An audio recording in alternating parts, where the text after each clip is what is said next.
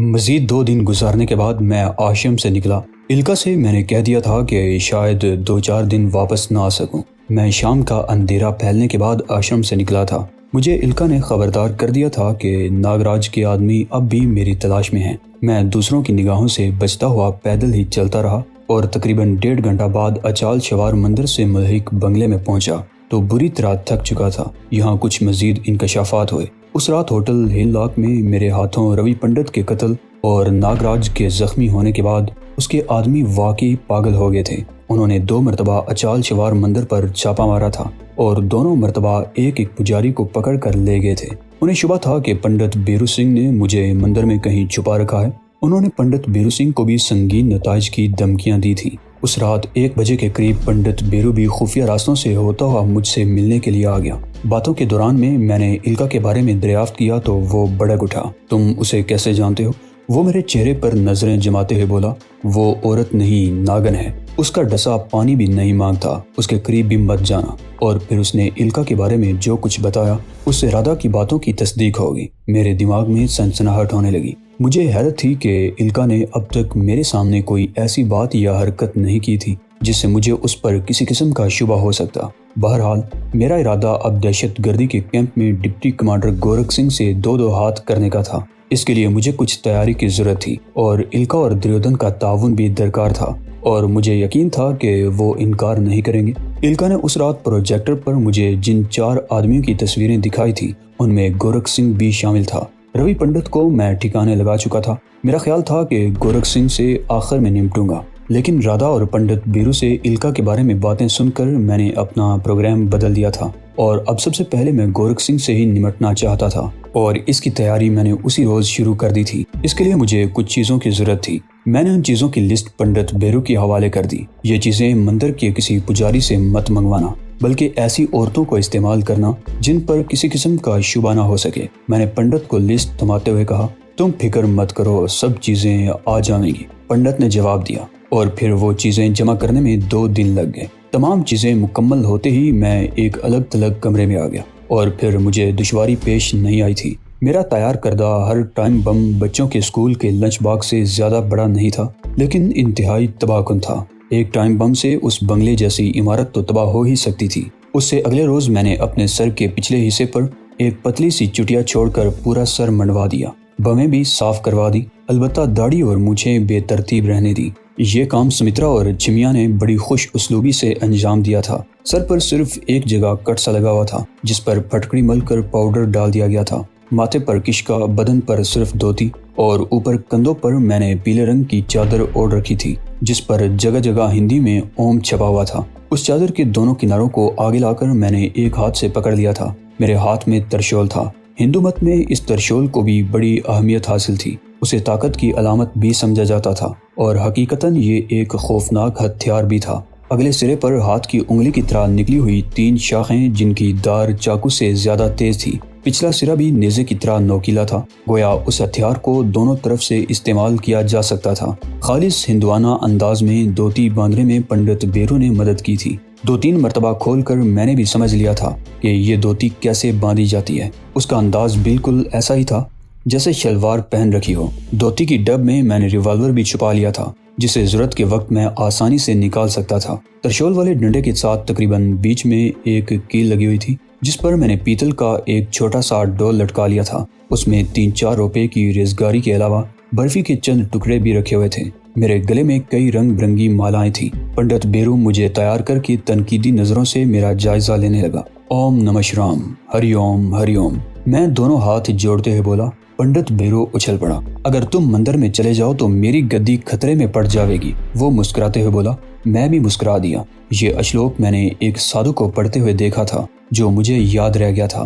میں مندر والے بنگلے سے نکلا تو ننگے پیر تھا۔ چند گز چلنے سے میرے پیر گرد آلود ہو گئے۔ میں ہری اوم کا ورد کرتا ہوا سڑکوں پر چلتا رہا۔ دریودن کا بنگلہ تلاش کرنے میں مجھے زیادہ دشواری پیش نہیں آئی تھی۔ وہ اس وقت بنگلے پر ہی ہو سکتا تھا اور میرا اندازہ درست نکلا۔ دریودن سیٹھ سے کیا کام ہے تمہیں؟ گیٹ کے چوکیدار نے مجھے گورا۔ سنا ہے بڑا دھنوان اور دیالو ہے، ہم اس کی چرچا سن کر ہی آیا ہوں۔ جا بالک، دریودن کو بول، کرالیہ سے سادھو پاجی آیا ہوں۔ آشیرواد دینے کے لیے اسے ہمارا آشیرواد ملے گا تو اس کی ساری سمسیائیں مٹ جائیں گی۔ سادھو پاجی، چوکیدار نے حیرت سے میری طرف دیکھا۔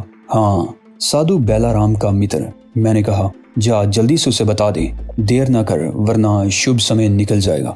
ہم تمہارے لیے بھی بھگوان سے پرارتھنا کریں گے۔ چوکیدار الجھی ہوئی نظروں سے میری طرف دیکھتا ہوا چلا گیا۔ مجھے یقین تھا کہ پاجی اور بیلا رام کے حوالے سے دریودن سمجھ جائے گا کہ میں کون ہوں۔ ٹھیک 3 منٹ بعد چوکیدار بڑے احترام سے مجھے اندر لے گیا۔ دریودن شاندار ڈرائنگ روم میں صوفے پر بیٹھا ہوا تھا۔ مجھے دیکھ کر اٹھ کھڑا ہوا۔ نمسکار مہاراج، دھن باغ ہمارے، پداریے مہاراج پداریے۔ اس نے خاص انداز میں دونوں ہاتھ جوڑ کر میرا استقبال کیا۔ میرے پیر گرد آلود ہو رہے تھے۔ میں بڑی بے تکلفی سے قالین پر چلتا ہوا صوفے پر آلتی پالتی مار کر بیٹھ گیا۔ ترشول بھی میں نے صوفے کے ساتھ ہی ٹکا دیا تھا۔ دریودن میرے سامنے قالین پر بیٹھ گیا۔ اس نے ابھی تک دونوں ہاتھ جوڑ رکھے تھے۔ میں نے برفی کا ایک ٹکڑا ڈول میں سے نکال کر اس کی طرف بڑھا دیا۔ ہم ادیناتھ مندر کی یاترا کر کے آیا ہوں، یہ بھگوان کا پرساد ہے، میں نے کہا، اور پھر دروازے میں کھڑے چوکیدار کی طرف دیکھتے ہوئے بولا، لے بالک، تو بھی بھگوان کا پرساد لے، ساری سمسیائیں مٹ جائیں گی۔ چوکیدار نے بھی آگے بڑھ کر بڑے احترام سے بھگوان کا پرساد لے لیا۔ دریودن نے اسے باہر جانے کا اشارہ کیا۔ چوکیدار کے جانے کے بعد وہ میری طرف دیکھتے ہوئے سرگوشی میں بولا، یہاں کیوں آئے ہو؟ اگر کسی کو شبہ ہو گیا تو تمہارے ساتھ میری گردن بھی ماری جائے گی۔ مجبوری تھی، ویسے مجھے کوئی پہچان نہیں سکتا، میں نے کہا۔ یہ درست ہے، میں بھی تمہیں نہیں پہچان سکا تھا، پاجی اور بیلا کے نام سے سمجھ گیا تھا، ویسے تم نے نام خوب چنا، ناجی سے پاجی۔ وہ بولا، میرے پاس زیادہ وقت نہیں ہے، میں نے کہا۔ تم ابھی گورکھ سنگھ کو فون کر کے بتاؤ کہ سادھو میلا رام ایک بڑی زوردار قسم کی لونڈیا لے کر آ رہا ہے آج رات۔ کل دوپہر کو لونڈیا جیسلمیر واپس چلی جائے گی۔ تم جانتے ہو حالات بہت خراب ہیں، اگر اس نے انکار کر دیا تو؟ دریودن نے کہا، گورکھ سنگھ جیسا آدمی انکار نہیں کر سکتا، میں نے کہا۔ پچھلی مرتبہ الکا کو وہاں بھیجنے سے پہلے بھی تم نے ہی اسے فون کیا تھا۔ پروگرام کیا ہے؟ دریودن نے سوالیہ نگاہوں سے میری طرف دیکھا۔ ابھی تک ذہن میں کوئی بات واضح نہیں ہے، میں نے جواب دیا۔ میں جلد سے جلد اس بکھیڑے کو نمٹا دینا چاہتا ہوں تاکہ تم لوگ شانت رہو اور میں بھی یہاں سے جا سکوں۔ تم نے الکا سے بات کی؟ اس نے پوچھا۔ اس کی آنکھوں میں عجیب سی چمک ابھر آئی تھی۔ نہیں، میں نے نفی میں گردن ہلائی۔ میں 4-5 روز سے اس سے نہیں ملا۔ تم اسے بھی بتا دو، بلکہ میرا خیال ہے اسے بتانے کی ضرورت بھی نہیں، بعد میں اسے پتہ تو چل ہی جائے گا۔ مجھے یاد آیا، الکا تو یہاں ہے بھی نہیں، وہ جے پور گئی ہوئی ہے، کل دوپہر تک واپس آئے گی۔ دریودن نے کہا، ٹھیک ہے، تم گورکھ سنگھ سے بات کرو، میں نے کہا۔ دریودن وہاں سے اٹھ کر ٹیلی فون کے قریب بیٹھ گیا اور ریسیور اٹھا کر نمبر ڈائل کرنے لگا۔ وہ 6-7 منٹ تک فون پر بات کرتا رہا، 1-2 بار کہے بھی لگائے تھے، پھر فون بند کر کے میرے قریب آ گیا۔ وہ آج رات 11 بجے تمہارا انتظار کرے گا، وہ بولا۔ میرا نہیں، لونڈیا کا، میں نے مسکراتے ہوئے کہا، تو وہ بھی مسکرا دیا۔ اس کے بعد میں زیادہ دیر وہاں نہیں رکا تھا۔ دریودن مجھے رخصت کرنے کے لیے گیٹ تک میرے ساتھ آیا تھا۔ اس وقت 2 غنڈے بھی مجھے ادھر ادھر گھومتے نظر آئے۔ دریودن نے مجھے چند نوٹ دیے تھے جو میں نے ترشول کے ساتھ لٹکے ہوئے ڈول میں ڈال دیے تاکہ دوسرے بھی دیکھ لیں کہ میں یہاں دان لینے کے لیے ہی آیا تھا۔ ڈرائنگ روم سے نکلتے ہی میں نے اوم نمس رام ہری اوم کا ورد شروع کر دیا تھا، جو گیٹ سے نکلنے کے بعد بھی جاری رہا۔ دریودن کے بنگلے سے نکلنے کے بعد میں نے اچال شوار مندر کا ہی رخ کیا تھا، لیکن اس بات کا بھی خیال رکھا تھا کہ میرا تعاقب تو نہیں کیا جا رہا۔ بنگلے پر پہنچ کر میں نے چمیا کو بتا دیا کہ آج رات ہمیں کہاں جانا ہے۔ میں نے اسے اپنا اصل منصوبہ نہیں بتایا تھا، اسے صرف یہ بتایا تھا کہ اس نے چند گھنٹوں تک گورکھ سنگھ کا دل بہلانا ہے۔ 9:30 بجے تک چمیا تیار ہو گئی۔ اسے دیکھ کر مجھے اپنا دل حلق میں دھڑکتا ہوا محسوس ہونے لگا۔ کمپاؤنڈ میں گہرے نیلے رنگ کی ایک ڈاٹسن کار کھڑی تھی۔ میری ہدایت کے مطابق یہ کار کہیں سے چوری کر کے یہاں لائی گئی تھی اور واپسی پر میں نے اسے کہیں بھی چھوڑ دینا تھا۔ میں نے اس کمرے سے وہ تھیلا نکال لیا جس میں ٹائم بم رکھے ہوئے تھے۔ چمیا کو علم نہیں تھا کہ اس تھیلے میں کیا ہے، اور نہ ہی اسے یہ پتہ چل سکا تھا کہ میں 2 دن تک اس کمرے میں بند کیا کرتا رہا تھا۔ تھیلا میں نے پچھلی سیٹ کے نیچے رکھ دیا تھا۔ چمیا پیسنجر سیٹ پر بیٹھی اور میں نے اسٹیئرنگ سنبھال لیا۔ شہر کی اندرونی سڑکوں پر جانے کی بجائے میں نے بیرونی راستہ اختیار کیا اور آخر کار دلواڑی روڈ پر آ گیا۔ وہ راستہ پوری طرح میرے ذہن میں تھا۔ 10:55 پر ہماری گاڑی کیمپ کے گیٹ کے سامنے موجود تھی۔ گاڑی وہی تھی، لیکن وہ مجھے نہیں پہچان سکا۔ اس کو ہمارے بارے میں اطلاع مل چکی تھی۔ اس نے میرا نام پوچھا، چمیا کی طرف دیکھا اور گیٹ کھول دیا۔ گورکھ سنگھ کے کاٹیج کے سامنے اس کا ایک آدمی موجود تھا۔ میں نے چمیا کو اس کے حوالے کر دیا اور خود کار میں بیٹھا رہا۔ وہ آدمی جلد ہی واپس آ گیا۔ اس نے مجھے ایک کمرے میں بیٹھنے کی پیشکش کی، مگر میں نے کار ہی میں بیٹھنے کو ترجیح دی۔ البتہ کار کو کاٹیج سے چند گز دور ایک درخت کے نیچے لے گیا اور انجن بند کر کے پچھلی سیٹ پر آ کر نیم دراز ہو گیا۔ وہ شخص چلا گیا تو چند منٹ بعد میں نے سیٹ کے نیچے سے تھیلا نکالا، پنسل ٹارچ جلا کر فرش پر رکھ لی اور اس کی مدھم سی روشنی میں بموں کے فیوز لگانے لگا۔ میں بار بار محتاط نظروں سے ادھر ادھر دیکھ رہا تھا۔ میں نے تمام بموں کی گڑیوں پر 1 منٹ بعد کا وقت لگا دیا تھا۔ تمام بم تھیلے میں ڈال دیے۔ ایک بم اوپر اڑی ہوئی چادر میں چھپا کر کار سے اتر آیا اور محتاط انداز میں ادھر ادھر دیکھتا ہوا گورکھ سنگھ کے کاٹیج کی طرف بڑھنے لگا۔ میرا دل بڑی تیزی سے دھڑک رہا تھا، جسم کے مسام پسینہ اگلنے لگے تھے۔ کاٹیج کا باہر والا دروازہ کھلا ہوا تھا، اندر والا دروازہ بند تھا۔ نیچے سے روشنی نظر آ رہی تھی، اندر سے چیمیا اور گورکھ سنگھ کے ہلکے کہکہوں کی آواز بھی سنائی دے رہی تھی۔ میں ادھر ادھر دیکھنے لگا۔ دروازے کے اوپر 6 انچ چوڑی کارنس بنی ہوئی تھی۔ میں نے ٹائم بم کارنس پر رکھ دیا اور تیزی سے باہر آ گیا۔ اس وقت میرے قدموں میں ہلکی سی لڑکھڑاہٹ تھی، میرے پورے جسم میں سنسناہٹ برقی لہروں کی طرح دوڑ رہی تھی۔ میں کار کے ساتھ ٹیک لگا کر کھڑا ہو گیا۔ ٹھنڈی ہوا کے باوجود میرا جسم پسینے سے شرابور ہو رہا تھا۔ مہاراج، میں وہ آواز سن کر اچھل پڑا۔ وہی آدمی کار کے دوسری طرف کھڑا تھا جو چیمیا کو اندر چھوڑ کر آیا تھا۔ مجھے سینے میں سانس رکتا ہوا محسوس ہونے لگا۔ مجھے پتہ ہی نہیں چل سکا تھا کہ وہ شخص کب وہاں آیا تھا۔ مہاراج، وہ شخص کہہ رہا تھا، آپ اس کمرے میں جا کر آرام سے بیٹھ جائیے، جب میڈم فارغ ہو جائیں گی تو میں آپ کو بتا دوں گا۔ نہیں بالک، میں نے اپنی کیفیت پر قابو پاتے ہوئے کہا، اندر بیٹھ کر میرا سانس گھٹتا ہے، میں باہر ٹہل کر وقت گزار لوں گا۔ وہ شخص چلا گیا۔ چند منٹ بعد میں نے تھیلا کار میں سے نکال کر کندھے پر لٹکایا اور پھر چادر اس طرح ڈال لی کہ تھیلا چھپ گیا اور پھر میں کیمپ میں ٹہلنے لگا۔ 15-20 منٹ میں میں نے باقی چاروں بم بھی مختلف جگہوں پر فٹ کر دیے اور دوبارہ کار کے قریب آ گیا۔ تقریباً 5 منٹ بعد وہی آدمی ایک بار پھر دکھائی دیا۔ اس مرتبہ میں نے اسے آواز دے کر بلا لیا۔ بالک، میں نے کہا، سرکار سے پوچھ کر بتاؤ کہ ہم یہاں رہ کر انتظار کریں یا واپس چلے جائیں اور صبح آ کر سندری کو لے جائیں۔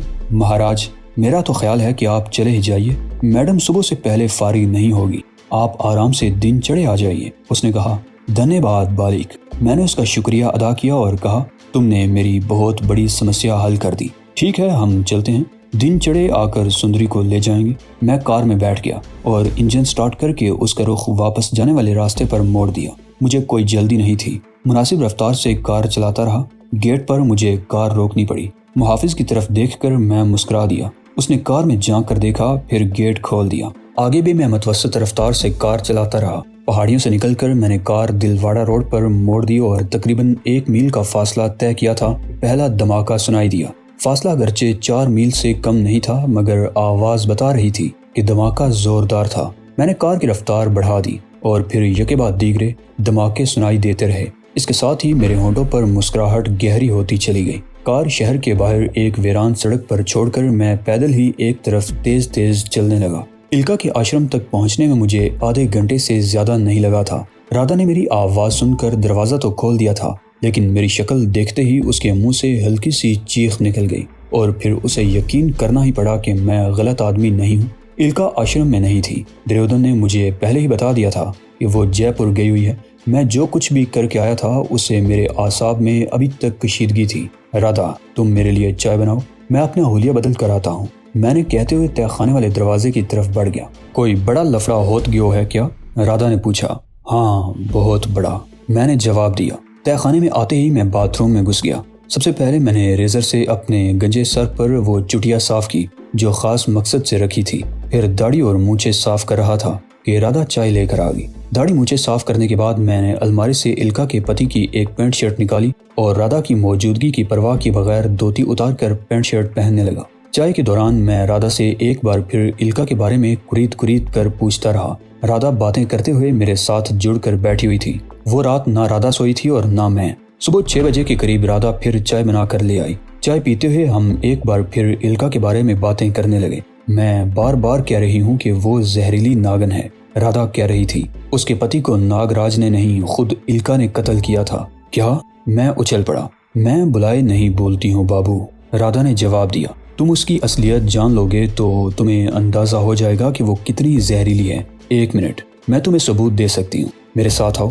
میں رادھا کے ساتھ اپنے کمرے سے نکل کر دوسرے کمرے کے سامنے آ گیا۔ جس کے دروازے پر میں نے ہمیشہ تالا دیکھا تھا۔ یہ تالا توڑ دو، تمہیں ہر چیز اس کمرے میں مل جائے گی، رادا نے کہا۔ تالا خاصا مضبوط تھا، اسے توڑنے میں مجھے خاصی دشواری پیش آئی تھی۔ اس موٹے سے تالے کے علاوہ دروازے کا ہضمی قفل بھی توڑنا پڑا تھا۔ میں اور رادا دروازہ کھول کر اندر داخل ہو گئے۔ بتی جلاتے ہی میری آنکھیں حیرت سے پھیلتی چلی گئیں۔ یہ کمرہ دفتر کے طور پر آراستہ تھا۔ شیشے کے سلائیڈنگ دروازوں والے شیلفوں میں کتابیں سجی ہوئی تھی۔ ایک شیلف میں وسیع دائرہ عمل والا ٹرانسمیٹر بھی رکھا ہوا تھا جو آن تھا۔ میز کی درازیں مقفل تھی۔ میں نے تالے توڑ دیے اور ان میں رکھی ہوئی فائلیں نکال کر دیکھنے لگا۔ میں جیسے جیسے فائلیں دیکھتا جا رہا تھا، میرے جسم میں سنسنی کی لہریں سی پھیلتی جا رہی تھی۔ رادا کی ہر بات کی تصدیق ہو رہی تھی۔ الکا اگئی ہوتری بھارتی انٹیلیجنس را کی ڈپٹی ڈائریکٹر تھی۔ میرا دماغ سن ہونے لگا۔ میں جیسے جیسے فائلیں دیکھتا رہا، میرے جسم میں سنسناہٹ بڑھتی جا رہی تھی۔ رادا بھی میز کی درازوں کی تلاشی لے رہی تھی اور پھر کمرے کے باہر ہلکی سی آہٹ سن کر میں چونک گیا۔ میں نے سر اٹھا کر دیکھا اور اس کے ساتھ ہی میرا دل اچھل کر حلق میں آ گیا۔ الکا اگئی ہوتری دروازے میں کھڑی تھی۔ اس کے ہاتھ میں کاراکوف رائفل تھی جس کا رخ میری طرف تھا۔ الکا اگئی ہوتری کو سامنے دیکھ کر میرے رونگٹے کھڑے ہو گئے تھے، کن پٹیاں سلگ اٹھی۔ وہ عورت نہیں، موت کا فرشتہ لگ رہی تھی۔ اس کے جبڑے بھیجے ہوئے تھے اور چہرے پر بے پناہ صفاقی تھی۔ یہی وہ حسین عورت تھی جو میرا دل بہلانے کے لیے میرے بستر کی زینت بنتی رہی تھی، جس نے ناگراج جیسے بے حد زہریلے ناگ سے بچانے کے لیے مجھے اپنے آشرم میں پناہ دی تھی اور اسے موت کے گھاٹ اتارنے کے لیے اس کے کئی راز مجھے بتائے تھے۔ حالانکہ وہ اچھی طرح جانتی تھی کہ اگر ناگراج کو ہلکا سا شبہ بھی ہو گیا تو اسے بھی موت کے گھاٹ اتار دیا جائے گا۔ اس نے ہر خطرہ مول لے کر مجھے ناگراج کی نظروں سے بچائے رکھا تھا اور اب خود مجھ پر رائفل تانے کھڑی تھی۔ میری جان کی دشمن ہو رہی تھی اور اس کی وجہ بھی سامنے تھی۔ میں اس کا راز جان گیا تھا، اس کی اصلیت سے واقف ہو گیا تھا۔ ایسی صورت میں وہ مجھے کیوں کر زندہ چھوڑ سکتی تھی؟ تم میں ہکلا کر رہ گیا۔ ہاں میں۔ میرے ہاتھ میں پکڑی ہوئی فائل نیچے گر گئی۔ ہاں میں۔ الکا زخمی ناگن کی طرح پھنکاری۔ اچھا ہوا میں وقت پر پہنچ گئی، ورنہ تم یہ سارے راز لے کر یہاں سے نکل گئے ہوتے۔ مگر تم تو جے پور گئی ہوئی تھی، میں نے اپنی کیفیت پر قابو پانے کی کوشش کرتے ہوئے کہا۔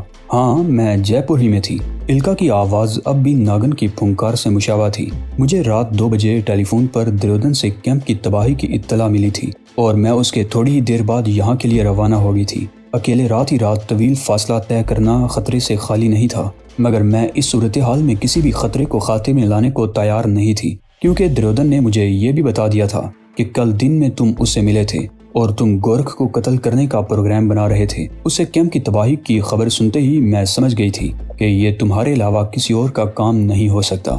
وہ ایک بار پھر خاموش ہو گئی۔ اس کی خونخوار نظریں میرے چہرے پر مرکوز تھیں اور وہ بات جاری رکھتے ہوئے کہہ رہی تھی، اگر معاملہ گورکھ سنگھ کے قتل تک محدود رہتا تو کوئی بات نہیں تھی، مجھے خوشی ہوتی، ایک اور کانٹا میرے راستے سے نکل گیا، مگر کیمپ کی تباہی، میں تو اس کا تصور بھی نہیں کر سکتی تھی۔